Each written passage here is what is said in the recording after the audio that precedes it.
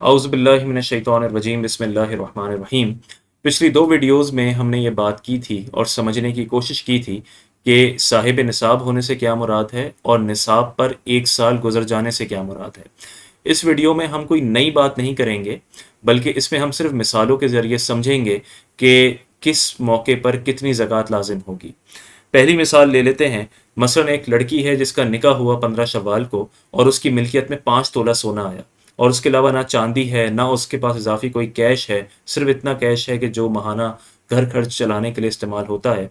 तो चूंकि अब ये 5 तोला सोना, जब सिर्फ सोना हो तो सोने का मयार कम से कम 7.5 तोला है। चूंकि ये 5 तोला 7.5 से कम है, इसलिए वो साहिब निसाब नहीं है और उस पर ज़कात वाजिब नहीं होगी। दूसरी मिसाल ले लें। यही लड़की है, 15 शव्वाल को निकाह हुआ, 2 तोला सोना मिल्कियत में आया और उसके अलावा उसके पास 20,000 इजाफी कैश है जो उसके बैंक अकाउंट में रखा है। अब 2 तोला सोना तकरीबन आज के एतबार से 2,60,000 का बनता है और 20,000 कैश 2,80,000। जब दो चीज़ें जमा हो जाएं तो मयार चांदी का होगा, और चांदी 52.5 तोला चांदी आजकल तकरीबन 80,000 की है। तो इसलिए जब 2,80,000 80,000 से जायद है, इस वजह से 2,80,000 पर ज़कात होगी। तो अगर अगले साल 15 शव्वाल को भी वो साहिब निसाब रहती है, यानी चाहे इस माल में कमी ज्यादती हो, लेकिन अगर 80,000 से, या जो 52.5 तोला चांदी का मयार अगले साल इसी तारीख पर होगा, अगर उससे ज़्यादा होगी तो उसके कुल माल पर ज़कात लाजिम होगी।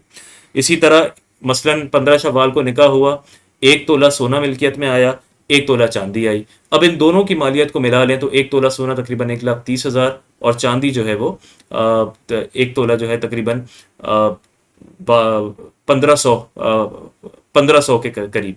तो इस वजह से इन दोनों की मालियत को मिला लें तो उस पर वो साहिब निसाब कहलाएगी। अब एक और मिसाल ले लेते हैं।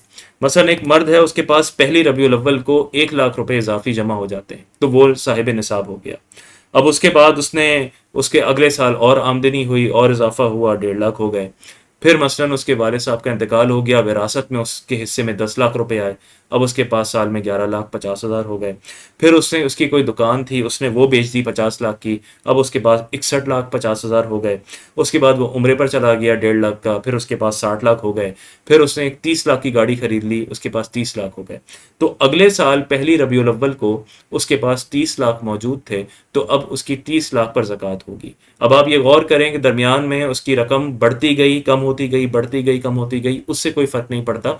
जब शुरू हुआ तो 1,00,000 थी, तब भी साहिब निसाब था। जब पहली रबीउल अव्वल अगले साल आई, तब भी साहिब निसाब है। तो जितनी रकम पहली रबीउल अव्वल को है, उस पर वो ज़कात देगा।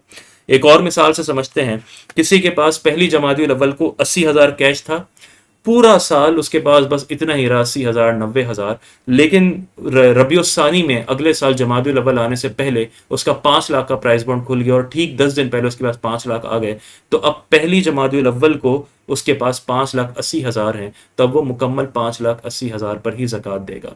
इससे कोई फ़र्क नहीं पड़ता कि जो 5,00,000 हैं वो 10 दिन पहले आए थे या 10 माह पहले आए थे। इसके बिल्कुल बरक्स मिसाल ले लें। एक शख्स जो है वो पहली रमज़ान को उसके पास कैश है, प्राइस बॉन्ड है, और उसके पास कैश है, प्राइस बॉन्ड है, तकरीबन 2 करोड़ की मालियत है। वो पूरा साल जो है उसके पास 2 करोड़ रहा, और रजब के महीने में उसने अपना घर खरीद लिया 1,90,00,000 रुपए का। तो जब पहली रमजान आई, जिस दिन वो साहिब निसाब हुआ था, उस दिन उसके पास सिर्फ 10,00,000 रुपए थे। तो अब वो ज़कात सिर्फ 10,00,000 रुपए पे देगा। अगरचे उसके पास 11 माह 1,90,00,000 2 करोड़ मौजूद थे, लेकिन चूंकि अब वो पहली रमज़ान को से पहले पहले अपना घर खरीद चुका है और अब उसके पास सिर्फ 10,00,000 मौजूद हैं, तो इस बिना पर उसकी सिर्फ 10,00,000 पर ज़कात वाजिब होगी। तो उम्मीद है कि इन मिसालों के ज़रिए निसाब और साल गुजरने की तारीफ समझ आ गई होगी। अल्लाह ताला से दुआ है कि अल्लाह ताला हमें इन मसाइल को समझने की तौफीक अता फरमाए।